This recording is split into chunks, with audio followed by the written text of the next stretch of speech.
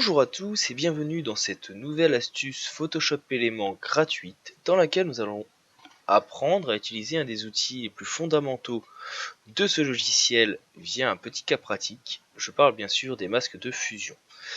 Les masques de fusion, c'est un système de calque de Photoshop et Photoshop Éléments qui vous permet, comme son nom l'indique, de fusionner divers éléments et divers calques les uns avec les autres pour pouvoir obtenir des effets et des transformations d'images, mais également pour pouvoir faire de la photomanipulation ou de la photocomposition.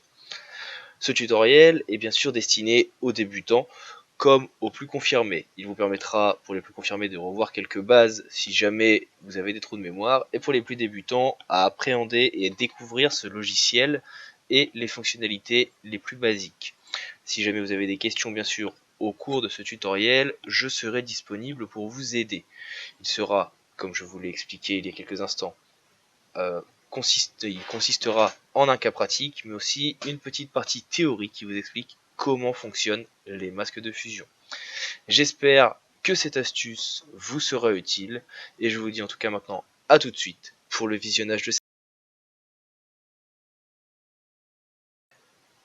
Dans cette astuce, nous allons donc voir comment réaliser ou comment utiliser les masques de fusion sur Photoshop Element 15.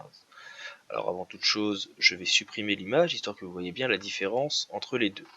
À la base, j'ai cette image un petit peu jaune, ça peut être un paysage, une plaine d'été, ça peut être en Afrique, on ne sait pas trop où c'est. Et à côté, on va voir ici un paysage, ou en tout cas un ciel un petit peu montagneux qui pourrait nous rappeler les Vosges.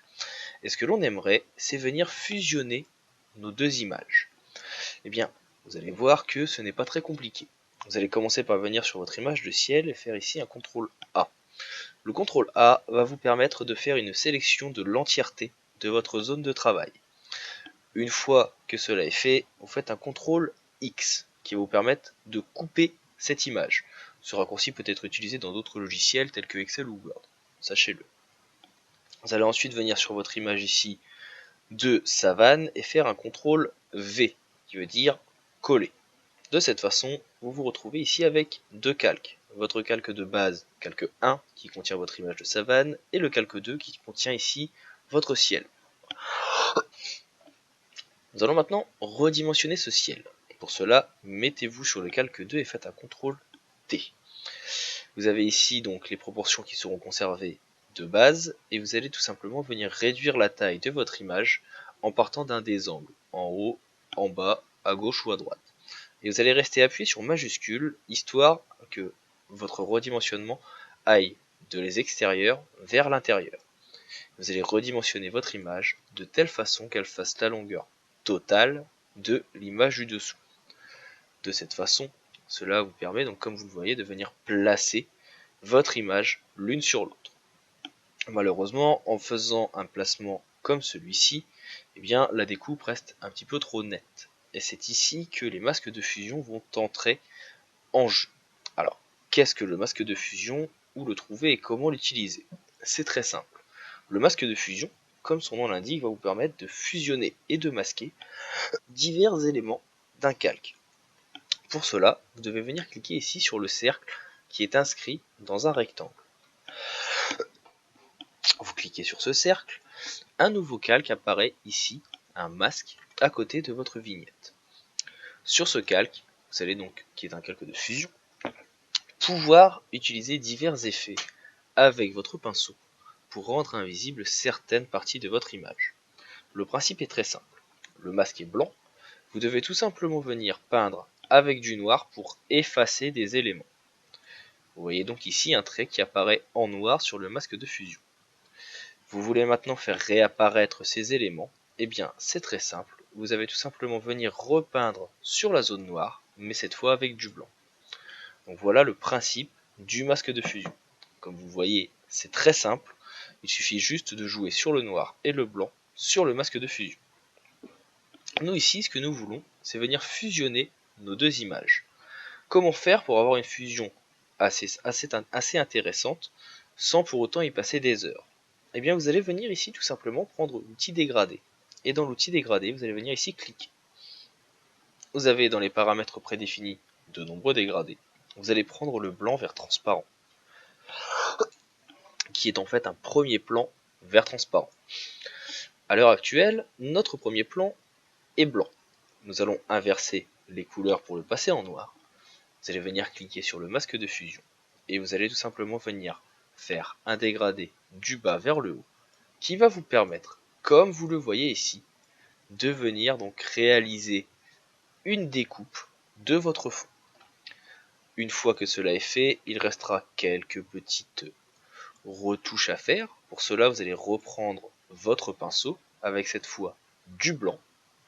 Vous allez baisser un petit peu la taille de votre brush et vous allez tout simplement venir repeindre à cet endroit les zones que vous souhaitez revoir apparaître et où vous souhaitez voir disparaître le ciel qui est de couleur jaune. N'hésitez pas à jouer sur la taille de votre pinceau pour faire réapparaître les éléments que vous souhaitez. Si jamais vous voulez faire disparaître d'autres éléments, repassez en blanc tout simplement ici en appuyant sur X afin d'intervertir les couleurs. Lorsque vous serez en blanc, vous ferez réapparaître le calque du dessus, tandis que avec le noir, vous le ferez disparaître. Et de cette façon, vous allez pouvoir venir donc faire fusionner vos deux images afin d'obtenir ici, comme vous le voyez, un ciel coloré qui n'est pas donc le ciel de base.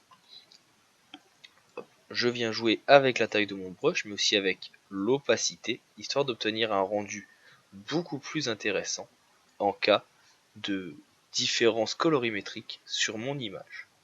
Donc vous voyez ici, par petites touches et par plusieurs endroits petit à petit, je viens fusionner mes deux images. Là, je peux facilement revenir en arrière, par exemple ici, pour venir faire réapparaître uniquement la savane, et à l'aide d'un petit pinceau, je vais faire plutôt donner l'impression ici que mon ciel va passer derrière.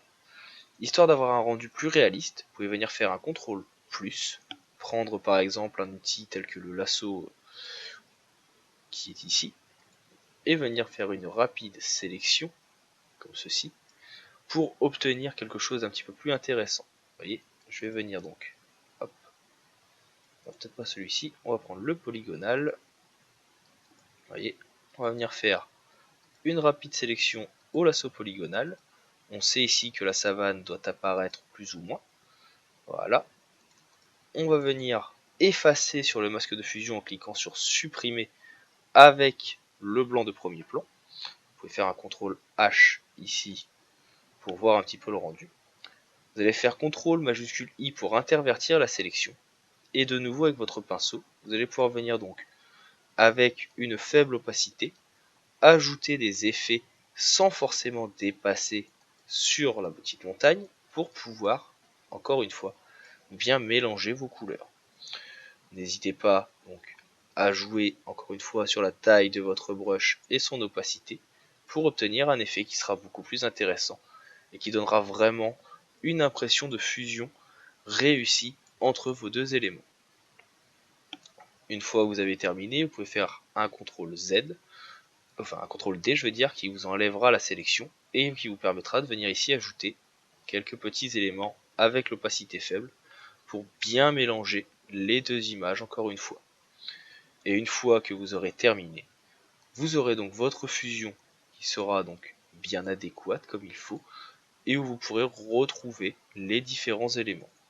Bon, il me reste juste ici une petite correction à réaliser afin de bien fusionner mes deux éléments. Et vous avez donc maintenant donc vos deux images qui sont fusionnées l'une avec l'autre et vous avez pu changer le ciel de votre image en quelques clics. J'espère que cette petite astuce vous aura été utile. Si jamais vous avez des questions sur celle-ci, sur ce petit cas pratique, n'hésitez pas à m'en faire part, je tâcherai bien sûr de vous aider au mieux.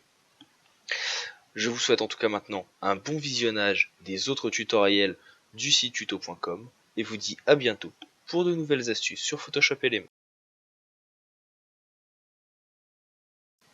Pour conclure donc cette petite astuce Photoshop Element gratuite, je vous invite donc à laisser un avis sur celle-ci afin de me dire ce que vous en avez pensé, me demander si jamais vous avez des questions ou vous avez des besoins spécifiques en effet que vous souhaiteriez connaître et apprendre à réaliser sur ce logiciel. Et je vous invite également à venir donc ajouter un petit like si vous avez vu la vidéo sur YouTube et à vous abonner, parce que plus il y aura d'abonnements, plus les vidéos seront visibles et donc plus il me sera aisé de vous venir en aide. Donc ça c'est si vous avez vu la vidéo sur YouTube, tandis que si vous avez vu la vidéo sur tuto.com, n'hésitez pas non plus à vous abonner à mon flux.